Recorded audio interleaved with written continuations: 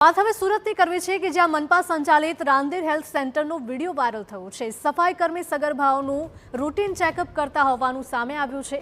સફાઈ કર્મી સગર્ભાઓનું ચેકઅપ કરતા હોવાનો વિડીયો વાયરલ થયો છે। મેડિકલ સ્ટાફની જગ્યાએ સફાઈ કર્મચારી ચેકઅપ કરતા નજરે પડ્યા હતા, જેને લઈને અનેક સવાલો પણ ઊભા થઈ રહ્યા છે। સામાન્ય રીતે ગર્ભવતી મહિલાઓના રૂટીન ચેકઅપ માટે નિષ્ણાત નર્સ અથવા તો મેડિકલ સ્ટાફ હોય છે, जो ब्लड प्रेशर और वजन जेवी महत्वनी माहिती नोंधीने डॉक्टर ने आपे छे अने आ माहितीना आधारे डॉक्टर जरूरी दवाओं और मार्गदर्शन पूरुं पाडे छे। परंतु आ वायरल विडियो में कंईक अलग ज जोवा मळी रह्युं छे। आरोग्य केन्द्र में सफाई कामदार गर्भवती महिलाओनुं रूटीन चेकअप करी रह्या होवानुं पण सामे आवी रह्युं छे अने आ सफाई कर्मचारीओ ब्लड प्रेशर मापता होय तेवुं पण विडियोमां जोवा मळे छे। काम कराववामां आवे सफाई कामदार तरीके छे ने एमने नर्सनी जग्या पर बेसाडवामां आवे छे।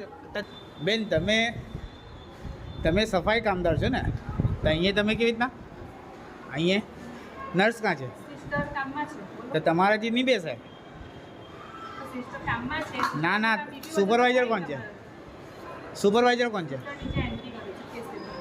तमारे नर्सनी जग्या पर बेसाय ज नहीं ने અમારે બીપી વજન જ કરીએ છે ને ભાઈ। ना ना ना ना खोटी बात તમારા સુપરવાઇઝરને બોલાવો સુપરવાઇઝરને બોલાવો કે સોહેલભાઈ આવેલા છે। વિડિયો બંધ કરો, વિડિયો કેમ ચાલુ? ના તમે ખોટી જગ્યાએ બેસેલા છો। અહીંયા પ્રેગ્નન્ટ લેડી આવે છે, તમે કેવી રીતના બેસી ગયા?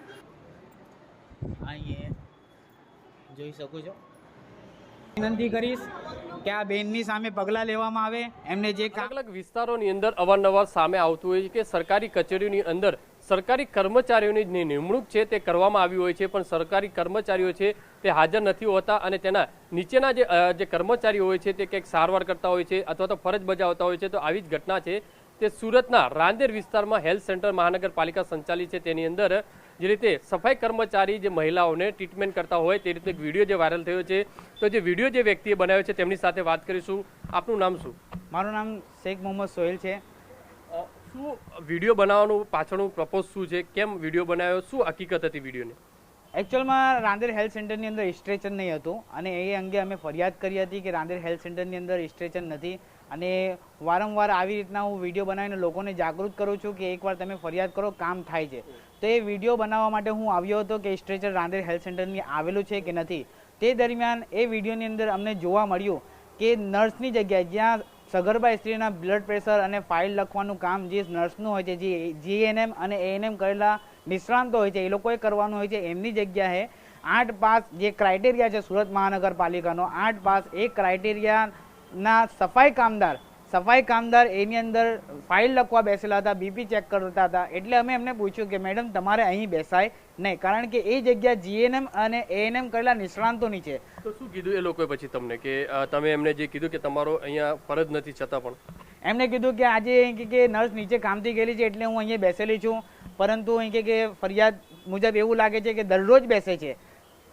જે રીતે ગંભીર બેદરકારી કહી શકાય છે। અત્યારે આજે હેલ્થ સેન્ટર બતાવવાનો તમને પ્રયત્ન કરી છું।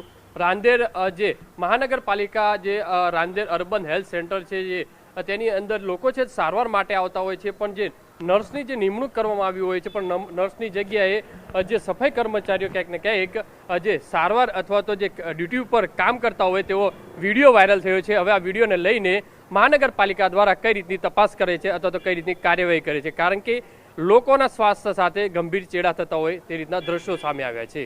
કેમેરામેન સંજય ચંડેલ સાથે બલદેવ સુથાર, TV9 સુરત। તો સુરતની આ ઘટના સામે આવી રહી છે કે જ્યાં અનેક સવાલો ઉઠાવતા આ દ્રશ્યો સામે આવી રહ્યા છે। અર્બન હેલ્થ સેન્ટરમાં સગર્ભાઓનું ચેકઅપ ત્યાંના સફાઈ કર્મી કરતા હોવાનું સામે આવ્યું।